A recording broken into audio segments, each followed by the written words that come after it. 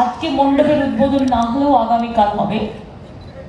আমি সেই জন্য নামটা দিয়েছিলাম উৎসব উৎসারিত।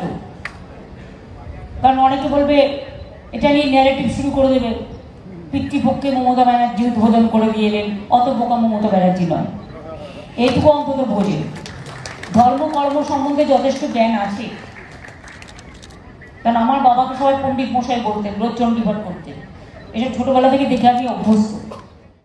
সুকান্তদা, মুখ্যমন্ত্রী বলছেন যে আজ আমি এলেও মণ্ডপ উদ্বোধন করি না, কাল থেকে মাতৃপক্ষ তারপর করি। আজ মণ্ডপের উদ্বোধন না হলেও কাল হবে। অনেকে আবার বলবেন মমতা ব্যানার্জি পিতৃপক্ষে পুজোর উদ্বোধন করে এলেন।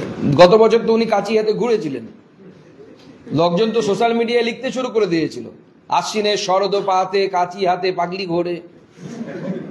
আমাদের খারাপ লাগে, একজন মুখ্যমন্ত্রী, তার সম্বন্ধে, আমারও তো মুখ্যমন্ত্রী উনি, তার সম্বন্ধে যদি বাংলার জনগণ সোশ্যাল মিডিয়ার সামাজিক মাধ্যমে দেয়ালে এই ধরনের কুরুচিকর মন্তব্য করে, তো এই ধরনের কুরুচিকর মন্তব্য তো আমার নিজের মুখ্যমন্ত্রী সম্পর্কে শুনতে ভালো লাগে না।